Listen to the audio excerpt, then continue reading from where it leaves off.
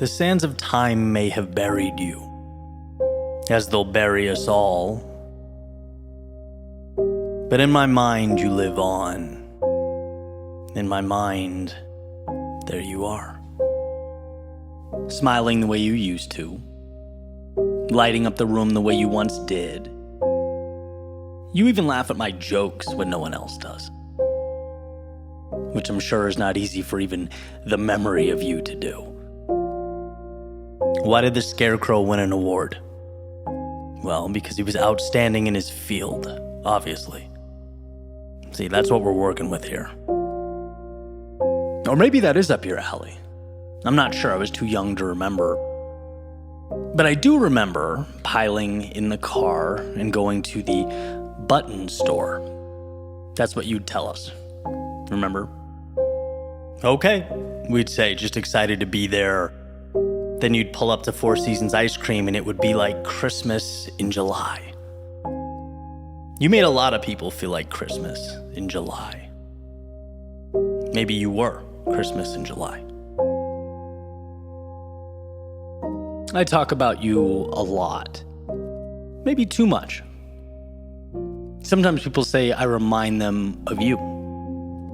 And I always take that as a compliment because in my mind you were perfect.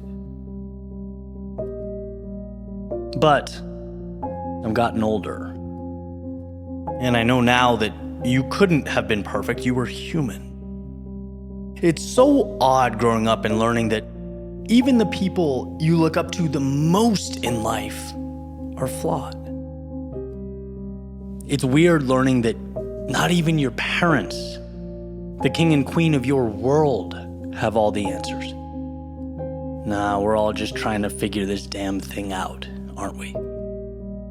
We think we're more sophisticated than cavemen dancing around the fire 40,000 years ago, but sometimes I wonder.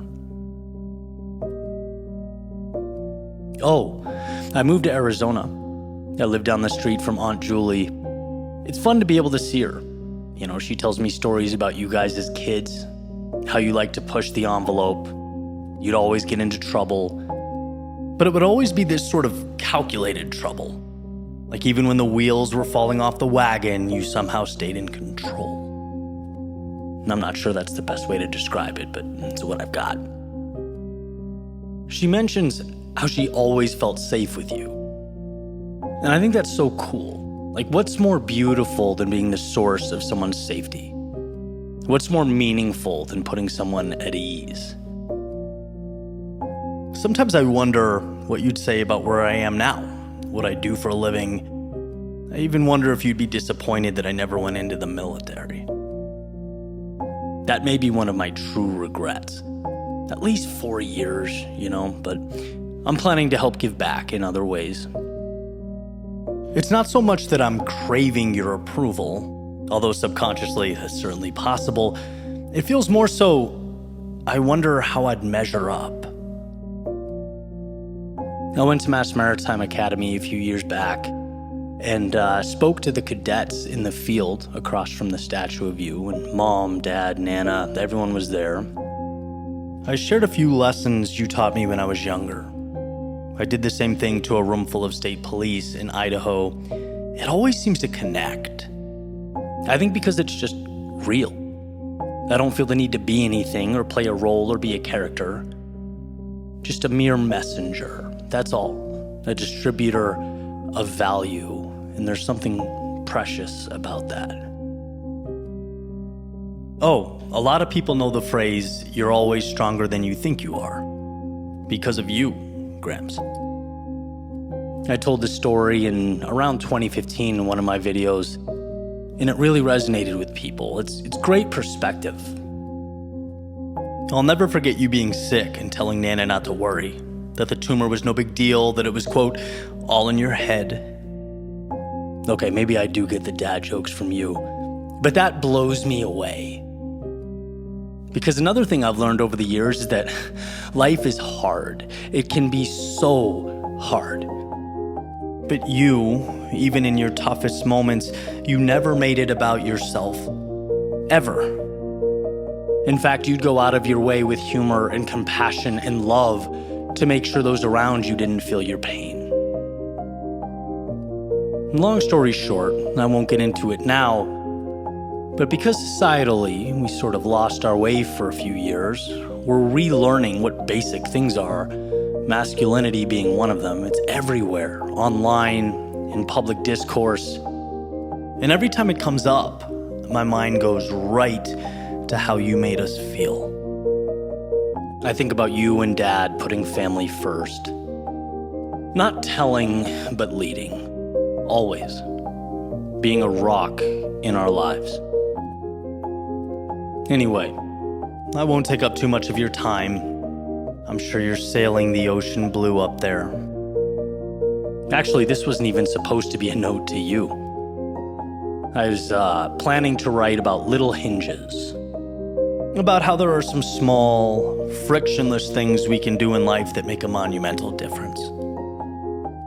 Perhaps even things we wouldn't anticipate being as powerful as they are. And this morning I was having some coffee before the sun came up. You know, that little stretch of time between 4:30 and 6:30. How it's so beautiful anticipating the full day to come. It's so quiet. I started thinking that I should enjoy it. Because that sun will ultimately set, as your sun has. My story will be no different. But your sun, I remember its warmth on my skin. I remember how it illuminated even the darkest of rooms. I remember its rays dancing overhead, reminding us of your presence.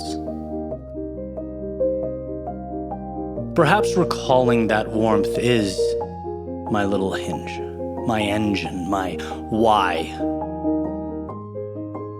And I'll do my best to pass it along, to help others feel it.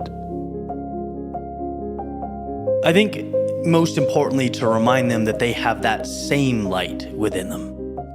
Entire worlds within them, in fact. And so, Gramps, goodbye for now and happy sailing. I'm sure I'll see you again, where the ocean and the sky intersect.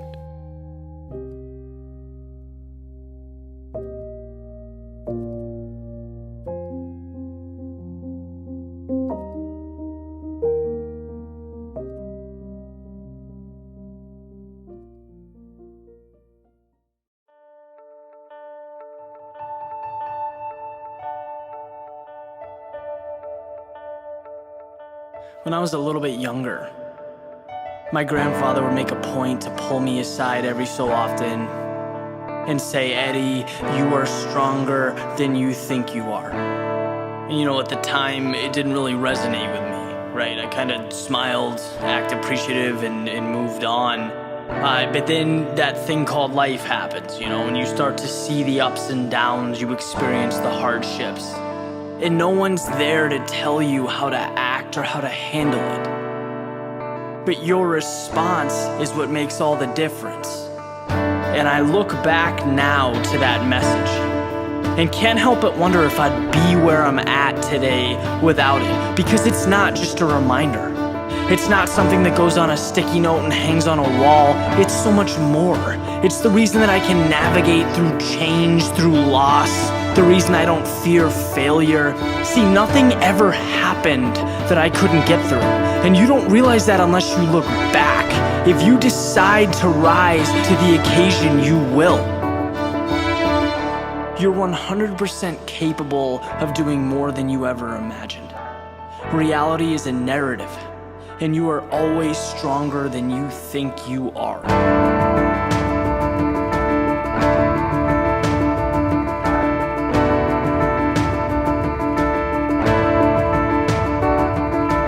Life is not some puzzle to be solved. It's never about hiding or worrying or eliminating all bad fortune. It's about knowing that you can and will get through everything.